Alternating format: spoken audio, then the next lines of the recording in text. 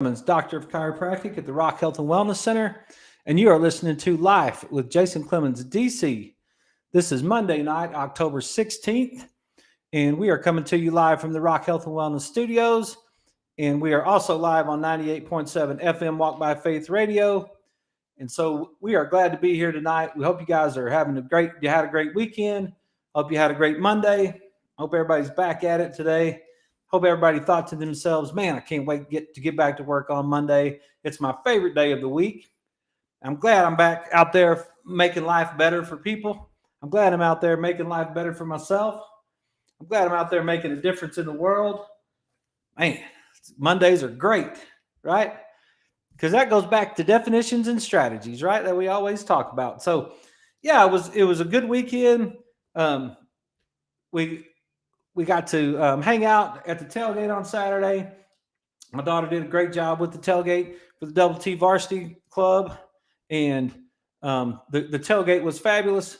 The game was this crowd was fabulous. The excitement was going on. The band was great, and it was just a great atmosphere. It was a great night. It was a great time to be out of Jones Stadium. There's lots of social engagement, which is great for your brain, right? And then it's a little disappointing and about how the outcome came out, but it was a good game. It was good to watch everybody out there. So we'll take it at that. And at the end of the day, one thing about being a Red Raider is at the end of the day, you're still a Red Raider. So you still get to live in Lubbock, Texas, the Mecca of health and wellness, right? That's what we keep saying right here on the show. So we're glad you're with us tonight. We hope you had a great weekend. We're looking forward to this week and bringing you this information, and we're trying to help you be healthier. And it's been an interesting day at the Rock Health and Wellness Center. We've had some interesting experiences here, and we started off this morning at 6 a.m. and had a really great conversation before our workout, and then had a great workout and a great conversation after our workout about health and wellness and the brain and it just keeps stacking on itself when you start to learn this information, and you start to learn this information that we're talking to you about. It just keeps stacking up, and you start learning more stuff, and you start learning more stuff, and then you start seeing it in your environment. And that's exactly what's happening with the people that I'm getting feedback from, because they're taking the information that they see in the office, and then they're starting to put it in their environment, and then they're starting to realize, oh wow, that's what old Joe's dealing with right there, or that's what old Susie's dealing with right there. It's like, hey, their brains aren't functioning properly, right? You see it in the kids and the adults and all the people, and it gives you just a little bit of empathy for people. It gives you just a little bit of care for people. Like maybe it's okay. Maybe there's a way that if they could just move their feet, maybe their life would be just a little bit better. And so there's just those little things that, as we keep doing this show and as we keep learning about it, I hope you learn more about it, and I hope that you're getting the information that's helping you live a better life. And that's what it's all about. And that's what we keep trying to share with you each night from 6 to 7.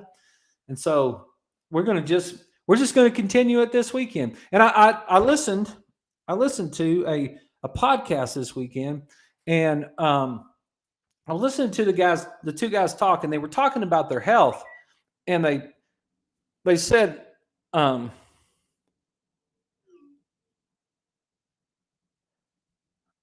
right, so hang on one second, because I'm not sure okay.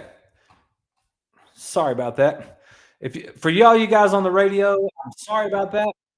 We didn't get that started like we were supposed to. So you are listening to Jason Clemmons at the Rock Health and Wellness Center, and this is Live with Jason Clemmons, DC. So I apologize for that.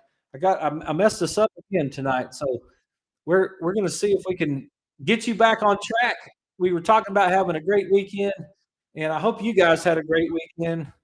And if I could just get things straight here in the studio, you guys could actually hear what I was saying. So I'm sorry you missed me, and I think we're up and going. If you can hear me, if you can't hear me on the on Facebook Live, would you please send me a message so I can make sure that everybody's got me right here? We were having a little trouble with the camera on Friday, but I worked on that, and I think I got that solved. But now I'm, yeah, sorry about the radio. I hope you guys had a great weekend.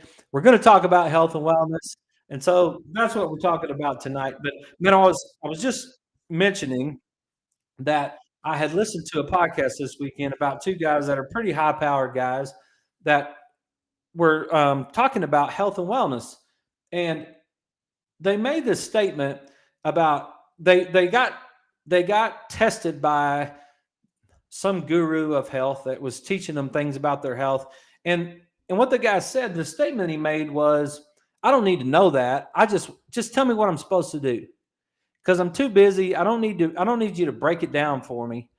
I don't need you to tell me what I should be doing. I mean, all the scientific part behind it all. I just want you to just tell me what I'm supposed to do, and I'll just do it, and then we can just move on because I'm busy. And when I heard him say that, I was like, that's really interesting because when you're doing a show like this, you've got so many different people. It's such a broad spectrum of people that you're talking to that it's just kind of like, well, there's some people that really want to know all the nuts and bolts of everything that's going on. And there's some people that just want you to just tell them what to do and that's it. And so when you've got so many different people out there and you're trying to reach out to them, the the format of which format you want to choose can kind of be tricky. And what we're trying to do on this show is I'm trying to help the everyday person with their health.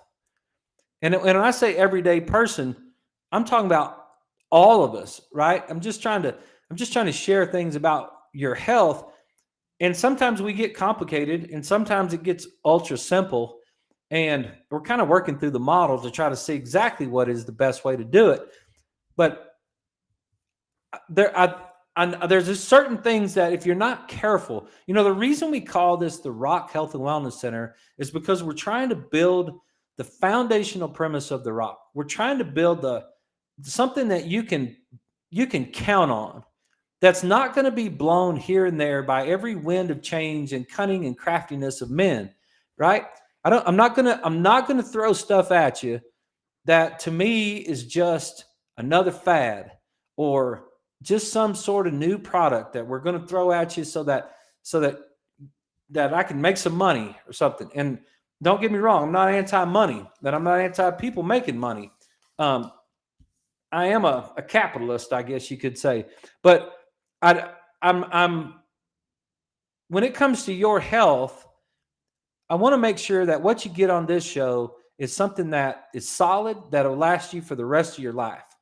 And that's what I'm trying to come out with when I heard this, because there was like a combination of things. It was like, hey, just tell me what I'm supposed to do. So he gets up every morning and does a cold plunge, and then he does some sort of alkaline pad, and then he does red light therapy, and then he hits the gym, and then it's like, all right, now I'm off and running, and I feel great, and I'm doing fantastic, and man, I just can't tell you how good I feel. Well, let me break that down just a minute, right? So you take a person that hasn't been doing healthy things, and then you get them to start doing some healthy things. And what typically happens when a person starts doing some healthy things is they stop doing some unhealthy things. So it's a combination of both of them. I hear it a lot when I've been invited to a lot of multi-level marketing companies over the years. And I go to their meetings, and I'll go in there and they'll have a bunch of people together, and they'll have their Diamond Club members up there in the front. And those guys are making thousands and thousands of dollars because they're the first ones in on the pyramid. And they'll talk about, my grandma, she started this program, and she just got out of her wheelchair. She just started walking. And when I listened to that guy talk, he got out of bed, he does his cold plunges, does his alkaline pad, he does his red light therapy, and then he goes to the gym. I think there was one more thing that he does, and then he hits the gym and he says, I feel great. And my question is, why do you feel great? He doesn't care. and you may not care. You may not care why you feel great, but and he doesn't care why he feels great. But the idea is it's if you're feeling great and you're functioning great, there has to be some sort of rock foundational thing that's going on right there for you to do it. It could just be one thing of the could just be the cold plunge, right? And that's what we started talking about a little bit last week and about how it all fires together, right? And that was what we drew on the board this morning. It was really awesome. Um, because we were talking about that sweet spot. You remember when we did it? We did um, the book.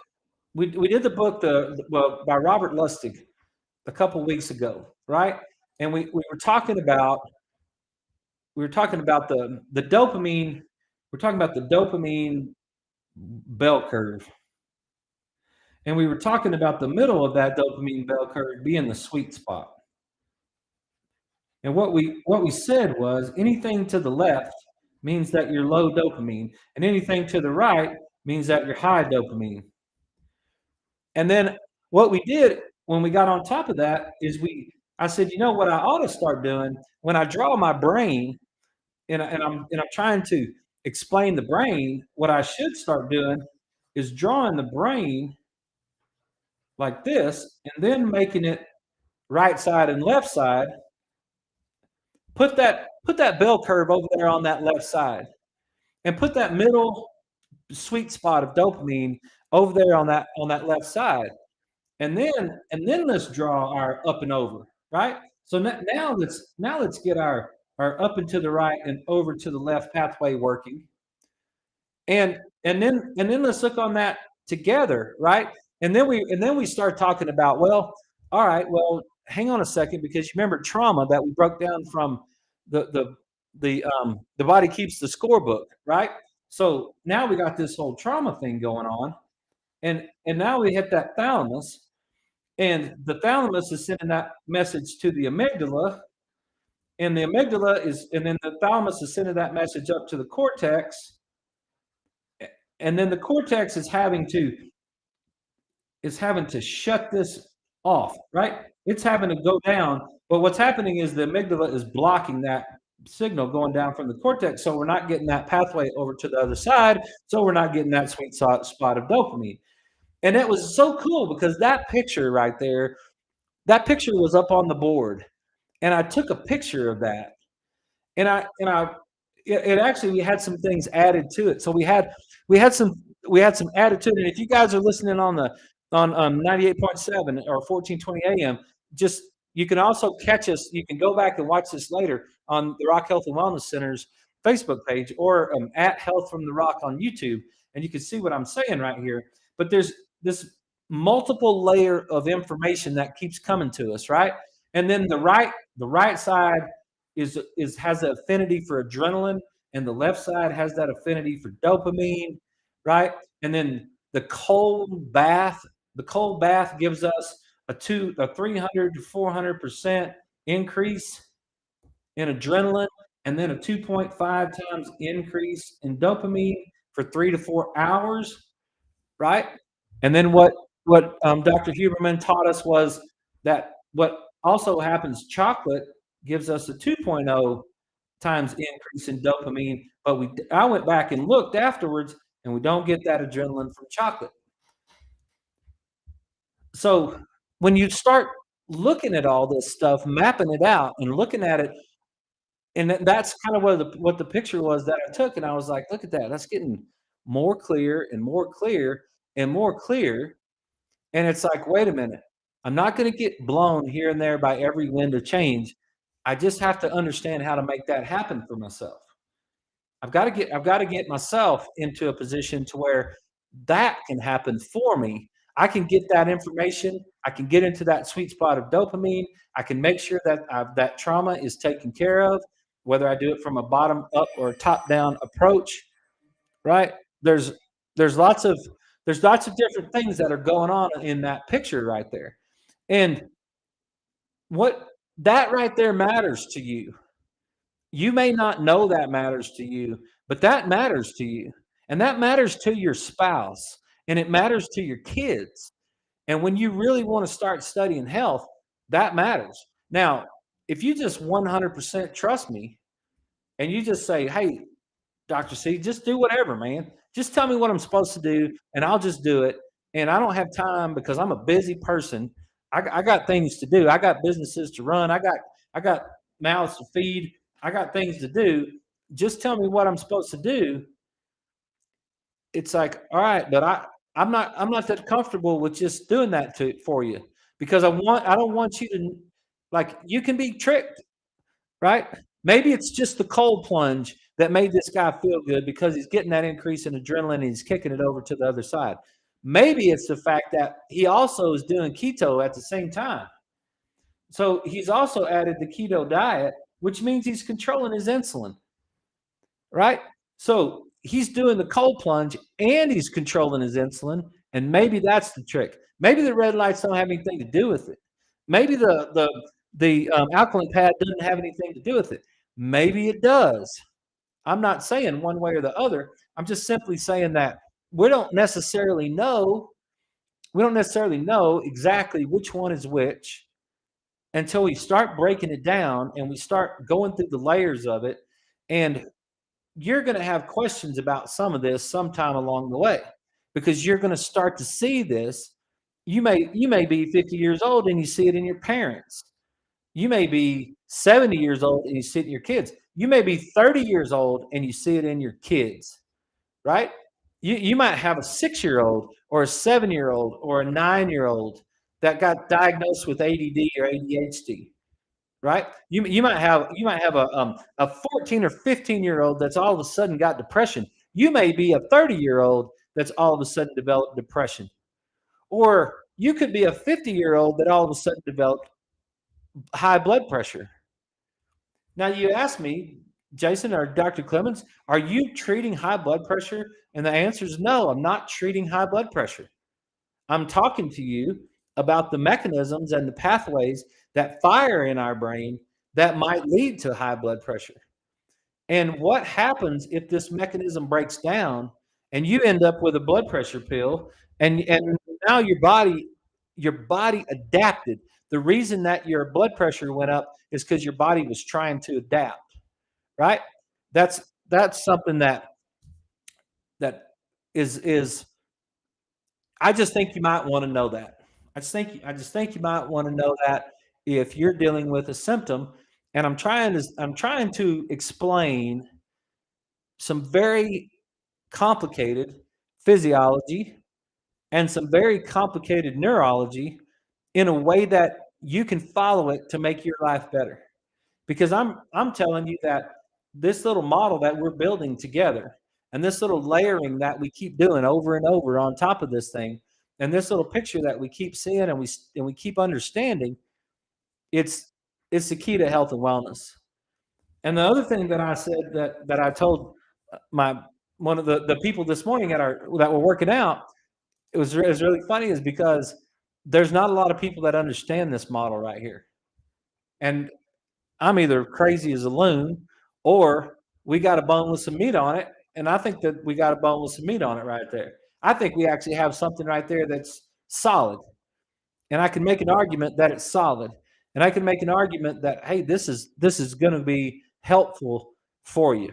So I appreciate you guys the feedback and I appreciate the listening. And I hope you're getting something from this. And if it's more than you thought, man, just come back to it and watch it again. Just come back to it and listen to it again. Just stay after it for a while. Just stay after it and see if you don't start to live it. And then as you start to live it, see if it doesn't start to wear off on you a little bit. Like, man, this is really good.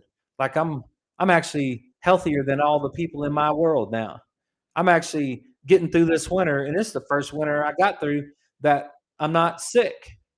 Or man, I can sleep so much better now, right? And so what's really cool for me is as I've been layering this and layering this, and it's taken me 23 years to get to that picture right there. Like it's taken a long time. It's kind of why I have a little bit of patience with some of the things that's going on when I watch, like I went to a football game on Saturday. There's some struggling going on out there, right? But I can tell you it's going to take them some time to layer that stuff on top of it and layer that stuff on top of it. And it's just a process, right?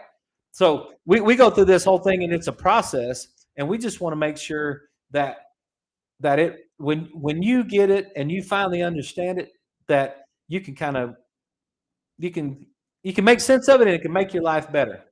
So when we build off of that idea, right?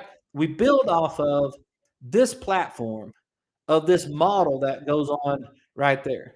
And we just keep adding to it and we keep adding to it. And we talk about the way that we eat, the way that we think, and the way that we move. Those are the things, those are the things that we're looking for right there, right? We've got to eat well, move well, and think well, as Dr. Chestnut says, right? So we want to try to take each one of those things because it's the physical stresses that break us down. It's the physical stresses, it's the chemical stresses. I had a patient today tell me he got headaches for years, couldn't figure out how he got rid of it, like how to get rid of these headaches. He just kept having headaches, kept having headaches, and kept having headaches. And he went to all kinds of doctors to try to figure out what was going on with him. And one day he forgot to wear his cologne. And when he forgot to wear his cologne that one day, he didn't have a headache.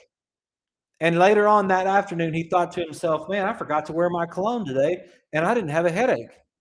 And what he discovered in the process was it was the strong cologne that was making him have a headache. And then he started noticing that anytime he was around someone that had cologne or perfume that was really strong, or he was around some sort of strong chemical smell, that he would get a headache.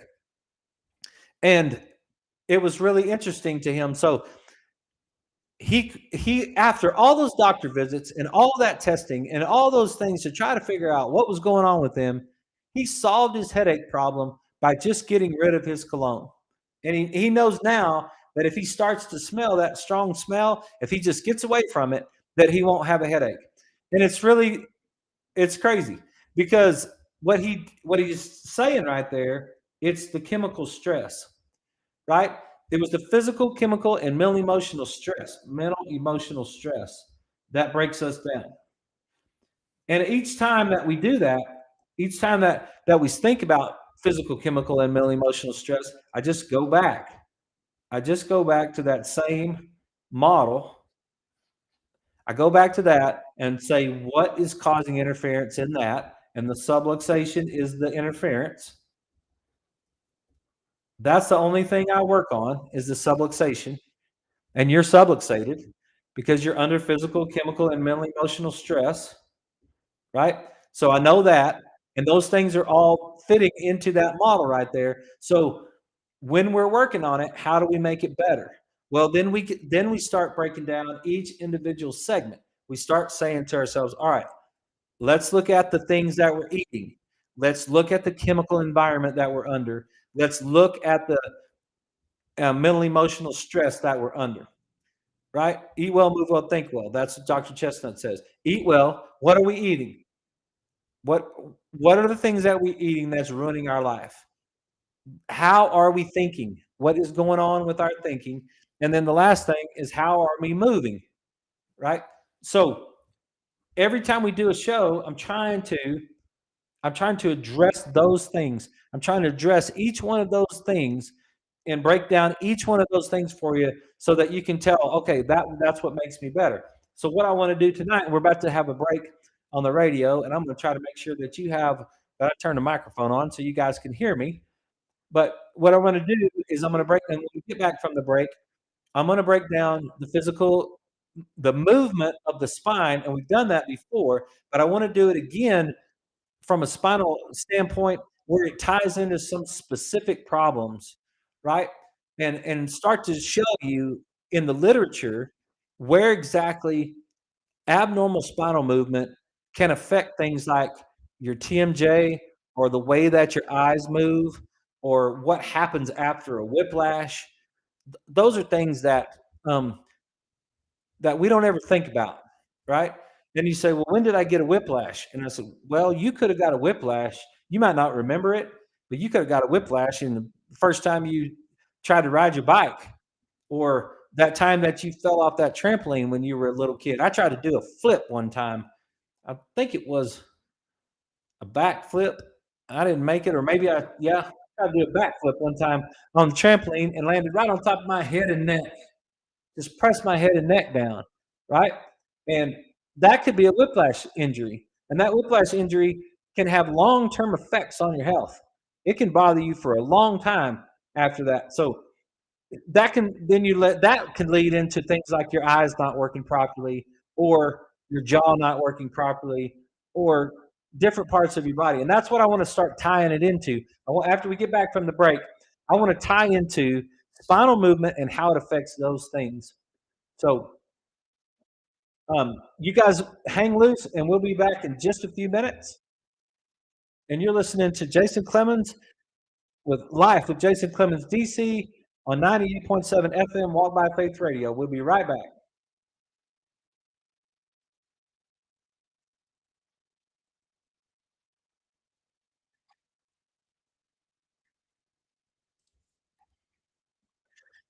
Yeah, it was really cool. It was really cool to listen to the conversation that we were having this morning, because we were really breaking that down. And while we're on the break, I'll just talk to you guys on Facebook that of exactly how we were talking about the difference, the different people that we know, and which one of those things that are happening, and how it's breaking it, what's happening inside our brains.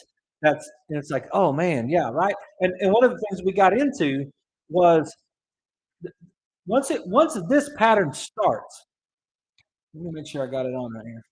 Yeah. Once this pattern starts, then what happens now is it starts going back and forth. So if you go up and to the right and over to the left, and you kick the pattern into gear, not only does it go back and forth, but from side to side, but it also goes from front to back. Now you start getting messages. You get information traveling back and forth and back and forth. And now the right side and the left side of the brain have to work together. And when that doesn't happen properly, then then we start having different kinds of problems that we can narrow down on one side. Remember, this is focused attention, and this focused attention on this left side.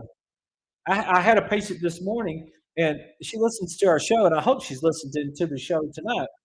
But and she usually listens to it on the radio. But one of the things that she had a seizure. We After she got off the treadmill, she came and walked this morning, got her to the table, and then she had a seizure on the table. And what she kept doing, just kept turning her head to the right and looking over at the right, and she got stuck on the right. Right? What she had right then was an overactivity of the left hemisphere. She was having the seizure over here in the right. Something is not happening properly in the right brain, and that's causing her to have a seizure. And anytime she drives that pattern, something trips out on her over there on that right side, and but I can tell where it's at. And she's been to neurologist, and I've recommended she go back to the hospital, and I've recommended she go see her neurologist. There's no questions there. Her and her family are all on board of what we're trying to get accomplished. And today was her first day that she really got started with us. And so we just had to sit there until she came back to me. And one of the things that we did was we sent her home with some green sunglasses. And the green sunglasses, the right brain has an affinity for green. And so slowly increase, we can slowly increase that right brain activity just by putting some green on it right there. Right? All right, we're coming back from the show, so I'll be right back. Okay, everybody, we're back. This is Life with Jason Clemmons, DC. We're coming to you on Monday, October 16th. and we're breaking down movement and spinal movement and how it affects you. And so I want to get into some articles and just talk about some different ideas for you so that you can kind of understand like exactly what's happening. um what is Dr. Clemmons keep saying I need to get adjusted for? Like, what difference does it make if I get adjusted? I feel fine, right? Like I mean, like, I don't understand. My neck doesn't hurt, my back doesn't hurt. I don't really understand exactly why I should get adjusted, right? But let's just talk about some of the things, some of the biomechanics that are going on that have to do with the way that your spine affects. Let's just start with your eyes. Okay. So this is an article from 2006 in the European Spine Journal. It's called Whiplash Injury and Oculomotor Dysfunction. Oculomotor is your eye movement. And and so it's it's talking about oculomotor dysfunctions are hidden causes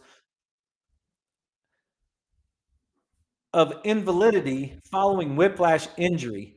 Many patients with whiplash injury grade 2 present oculomotor dysfunctions related to input disturbances of cervical or vestibular afferents. Now, I'm going to explain what that means.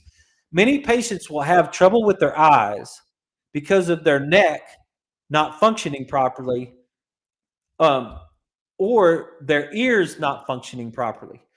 And so this whole they used 40 consecutive patients with whiplash injury grade 2 and oculomotor dysfunction. We demonstrated a relationship between length and surface of body sway. So they tested them in a sway pattern. Oculomotor rehabilitation can resolve impairment of vestibular function, but if therapy is delayed or the patient has been wearing an orthopedic neck collar, more therapeutic sessions are required. That's kind of interesting. What it's saying is you can do eye movements to restore or resolve balance problems. That's basically what that sentence says. Oculomotor rehabilitation can resolve impairment of vestibular function. Vestibular, remember we talked about that being in your ears and your 3 canals in your ears and how your head moves. And based on how your head moves, it tells you where you are in space, right? That's if you've ever tried to do a flip in a swimming pool. If you're inside the water, remember when we were little kids and we used to get in the swimming pool and then we would try to do flips inside the swimming pool and you had to remember where up was.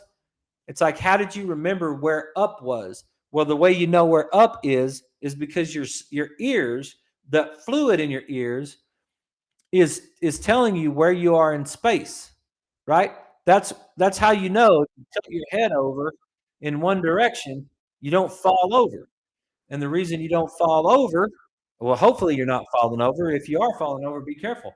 But if you tilt your head, then your brain all of a sudden is going to increase the tone on the muscles on the other side to keep you from falling over, right? So your brain's trying to cause balance, and the reason it knows you're falling over is because of that vestibular system in your ears, right?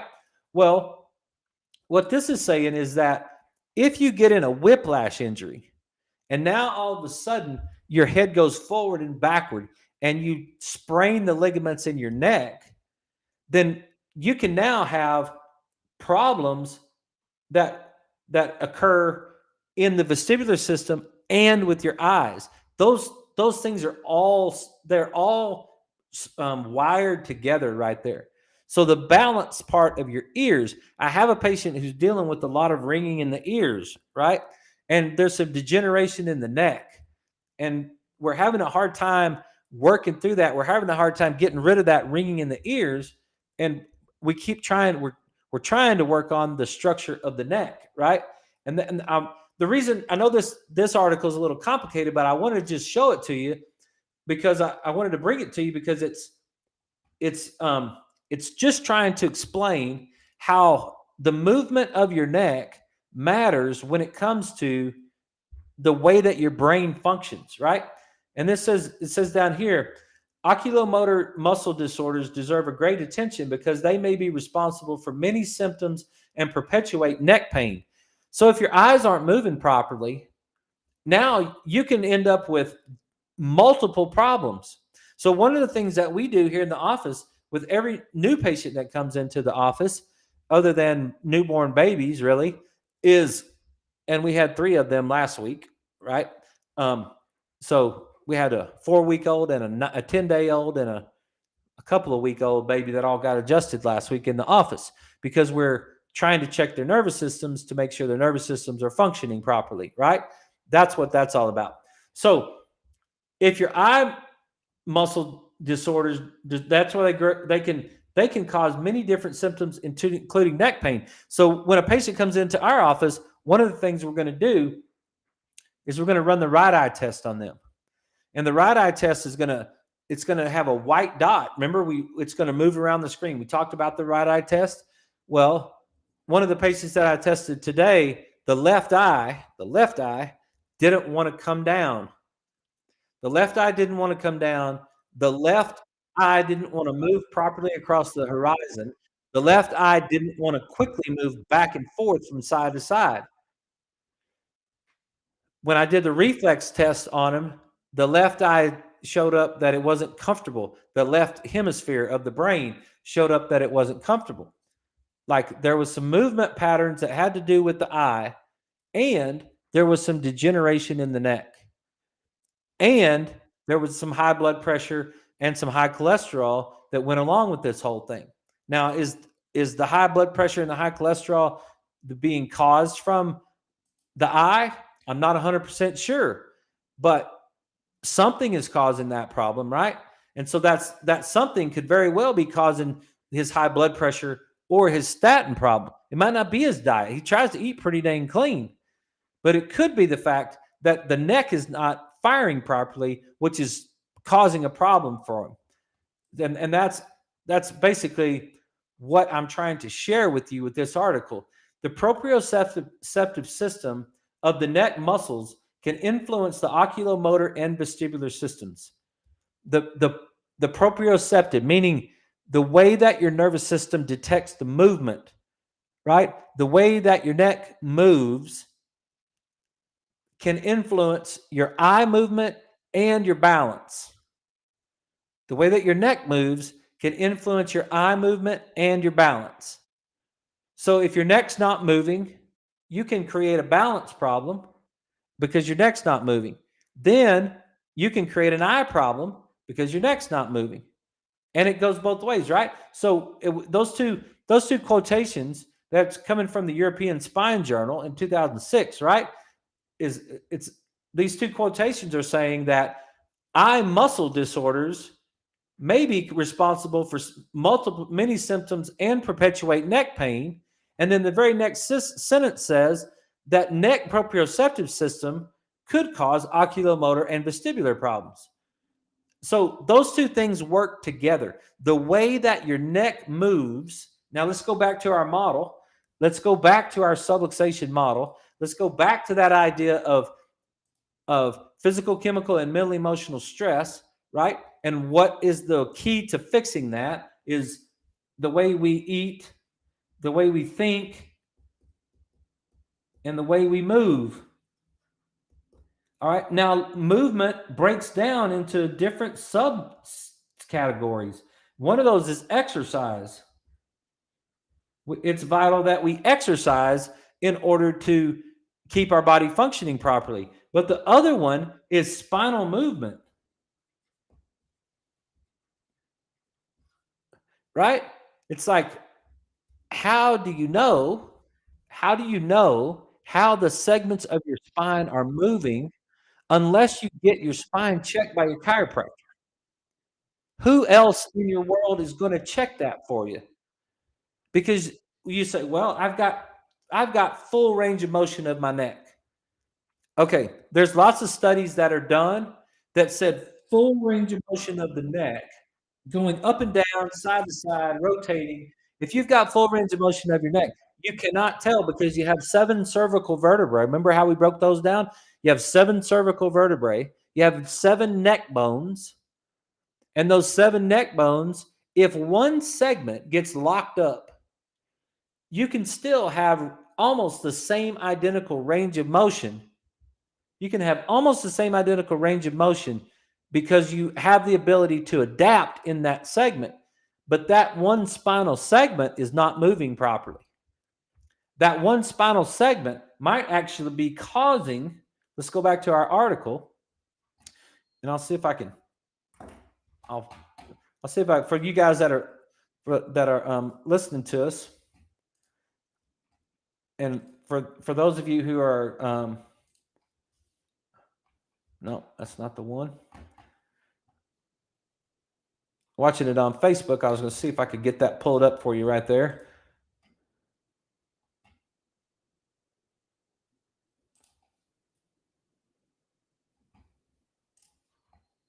No, I keep hitting the wrong one. Sorry.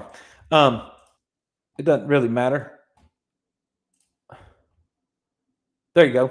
So this is the one from the European Spine Journal right there, right? Where it says oculomotor muscle disorders. Your eye muscles can affect your neck and be responsible for many symptoms, and your neck movement can be responsible for the way your eyes work or your vestibular system, right? So what it's trying to say is that if you have a segment that's locked down and is not moving properly in your neck, it can change the way that your eye muscles work, which now all of a sudden might have your eye off center.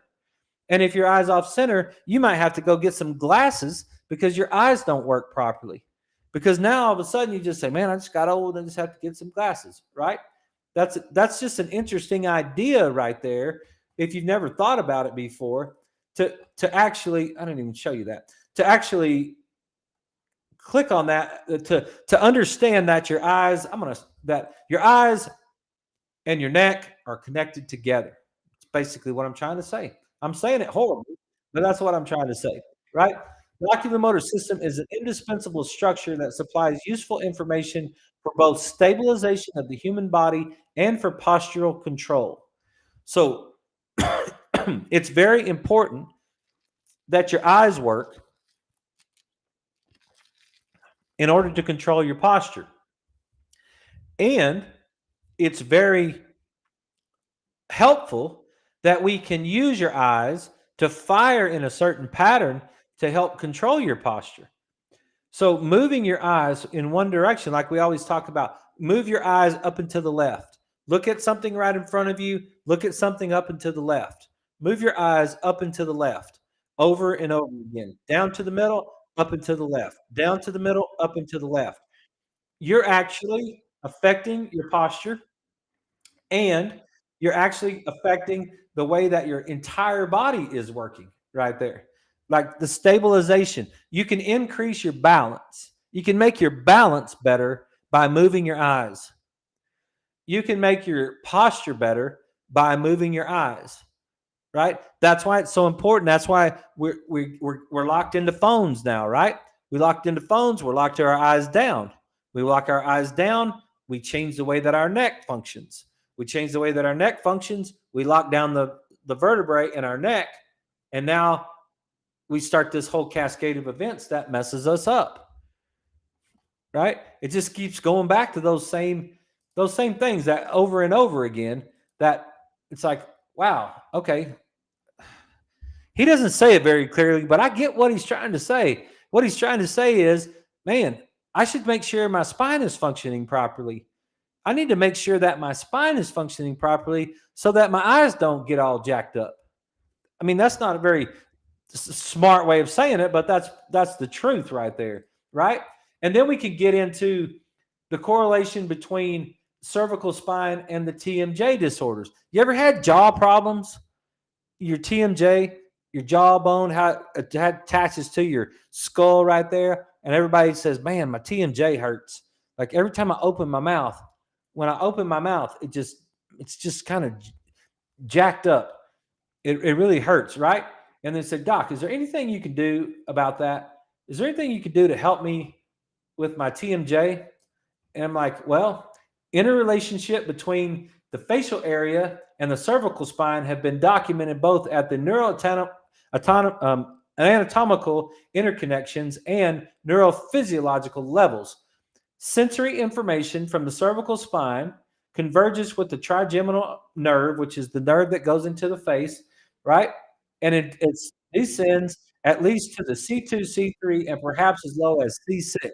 So your whole cervical segment has to do with the way that your face is functioning, right? So you can have jaw problems if your neck is not moving properly.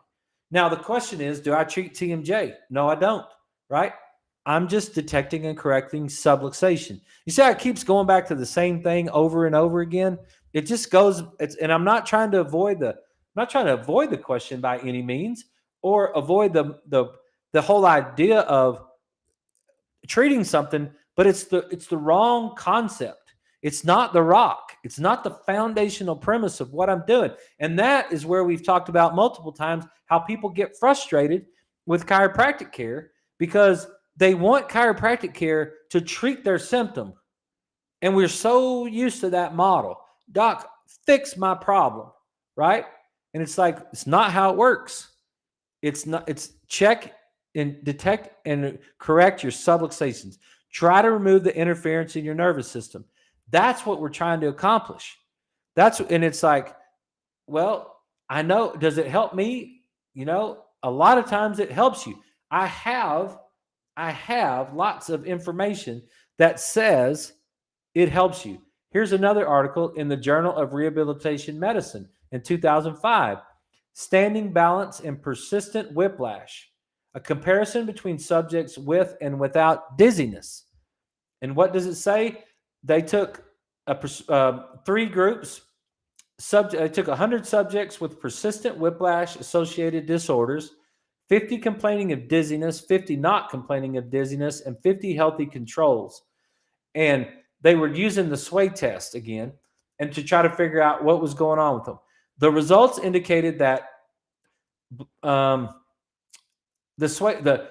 signal was significantly greater in the group with dizziness compared with the group without dizziness.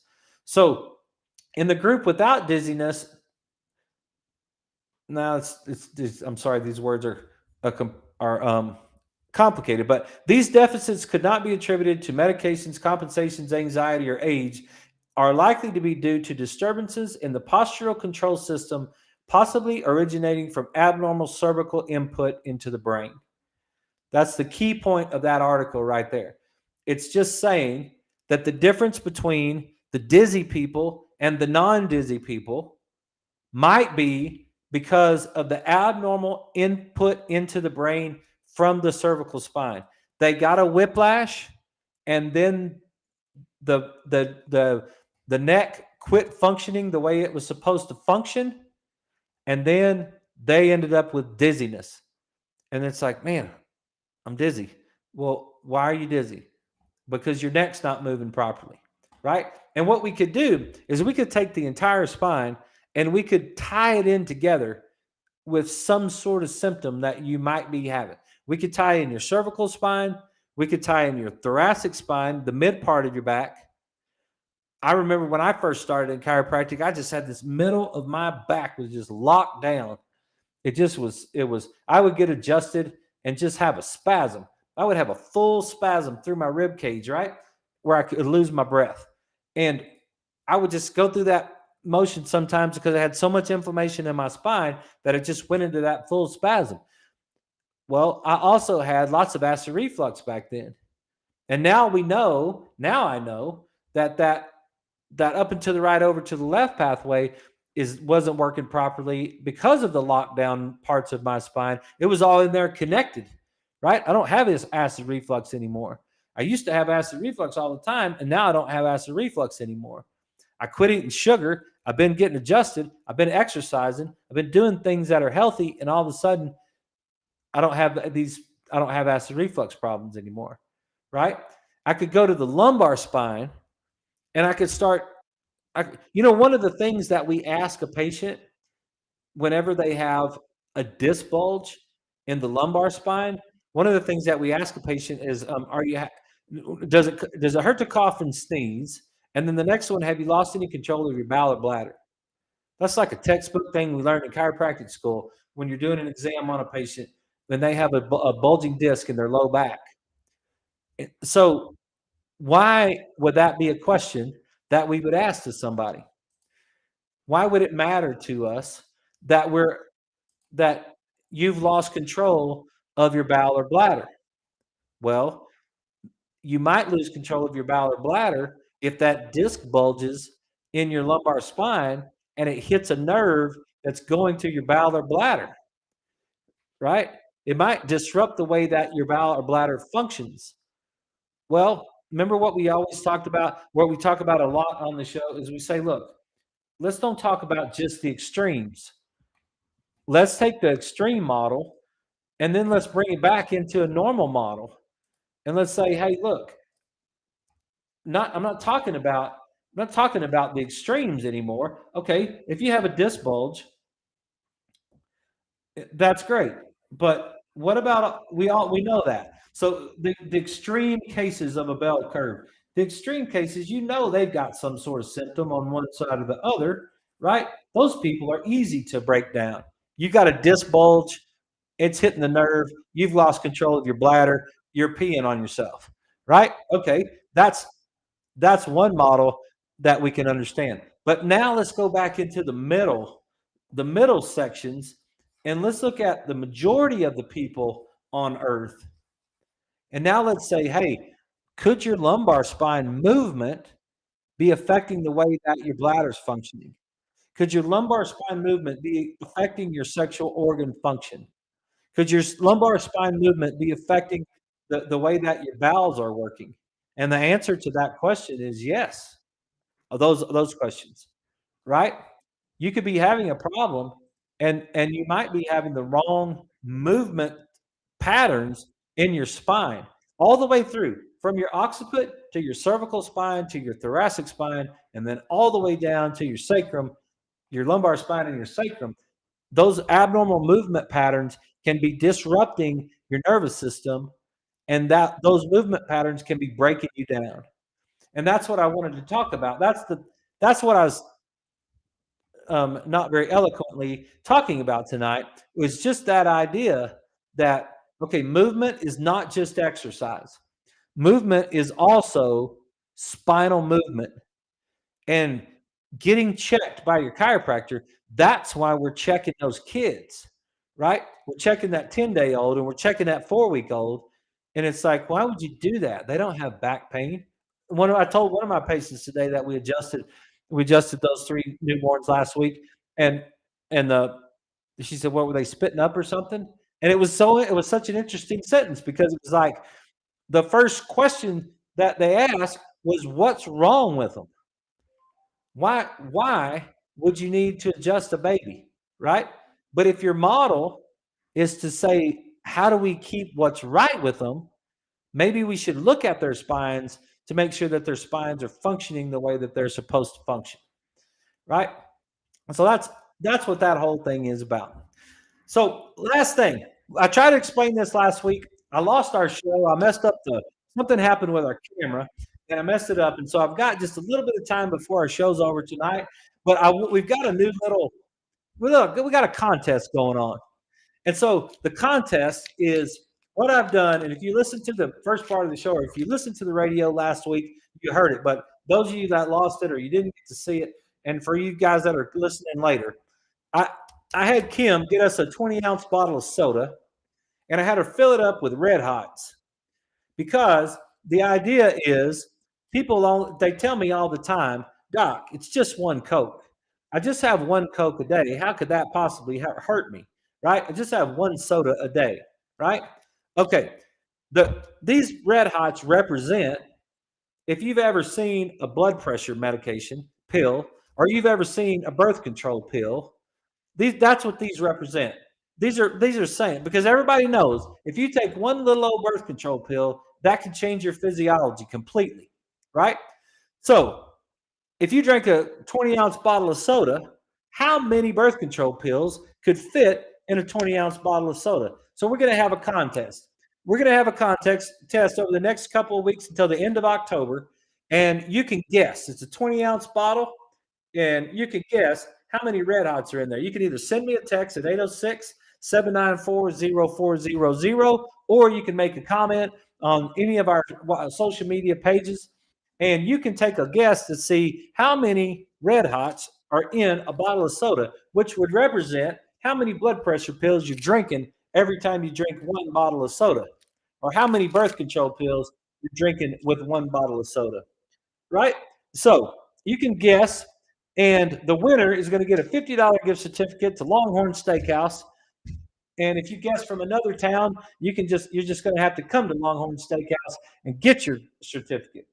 So take a wild guess, and the person who's closest wins the gift certificate.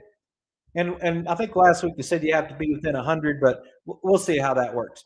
We'll see you guys tomorrow night. Have a great night.